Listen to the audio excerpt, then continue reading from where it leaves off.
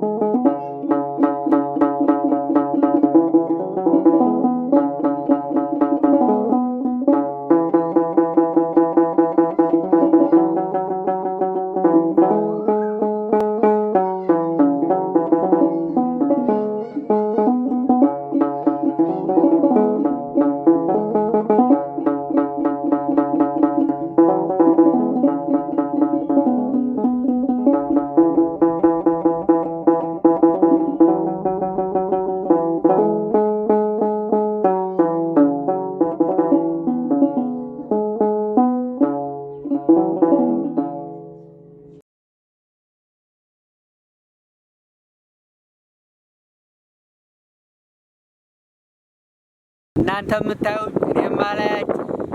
ስለዚህ እግዚአብሔር ይስጥልን፣ የነፍስ ዋጋ ያርግልን፣ በወጣው ይተካ።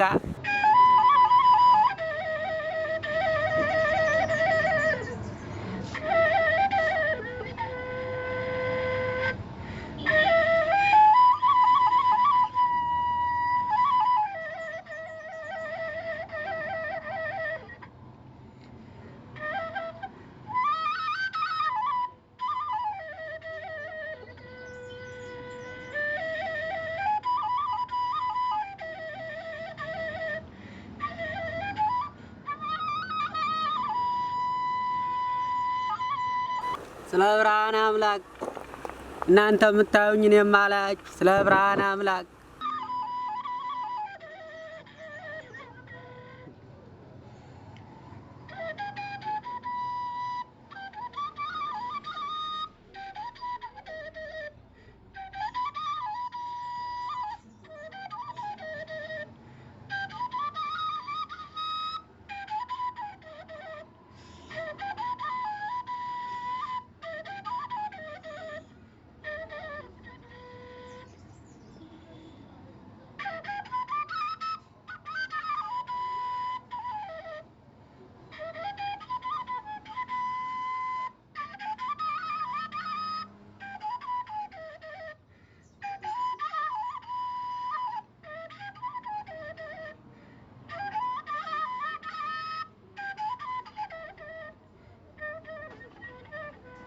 ስለ ብርሃን አምላክ እናንተ የምታዩኝ እኔም አላያችሁ። ስለ ብርሃን አምላክ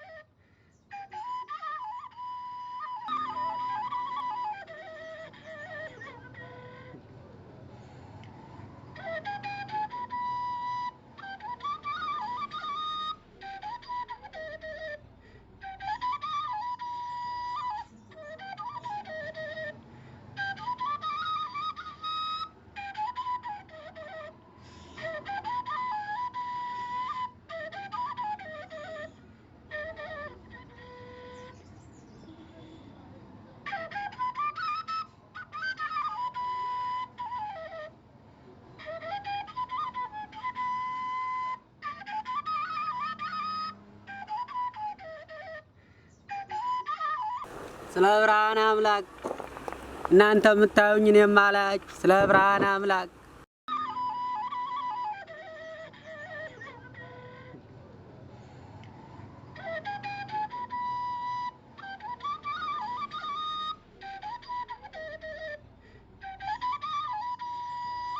ስማውን ስለ መድኃኒዓለም እዚህ አካባቢ በከረጢት የተቋጠረ ብር ጥዬ ነበር። አላየህም? እንኳን ከረጢቱን አንተንስ በውሉ መቻየሁ። እንደምታየኝ አይነ ስውር ነኝ በጆሮህ እንጂ ባይኔ ላይ። ዝም በል። እዚህ አካባቢ ያለው አንተ ብቻ ነህ። ሌላ ማን ሊወስደው ይችላል? ይልቅ ቀሉን ትተህ የደበቀውን ገንዘብ ብታመጣ ይሻልሃል።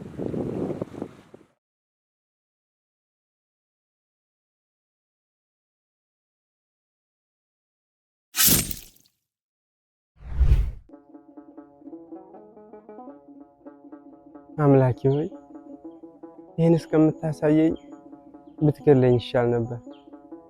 ብሩን የወሰደው ሌላ፣ የሚሞት ግን ሌላ።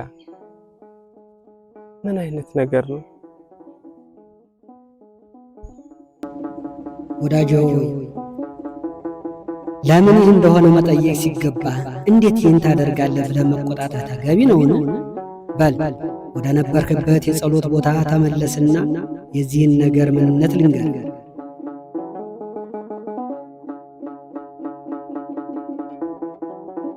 አይነ ስውሩ በፊት በሚኖርበት አካባቢ ወንጀል ሰርቶ የተሰወረ ሰው ነው።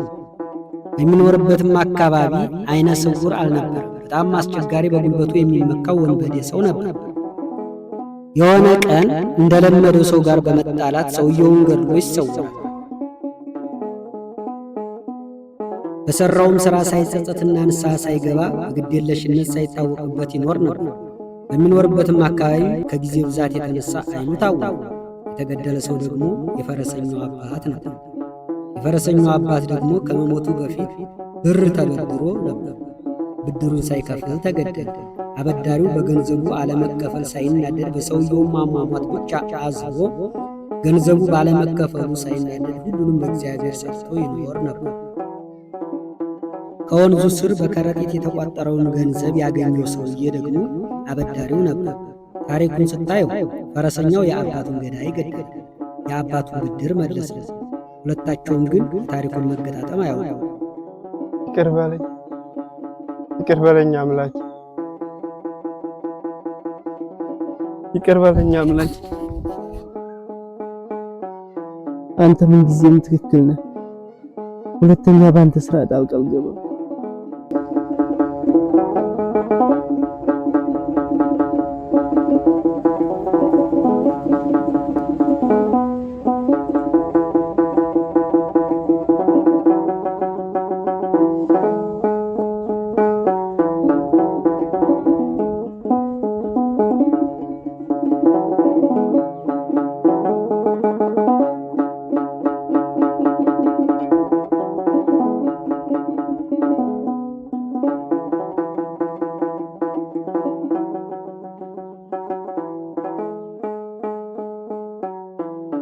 ሰው ራሱ የሆነ ብዙ የቤት ስራዎች ያሉበት ስለምን በማያገባው ገብቶ ይደክማል?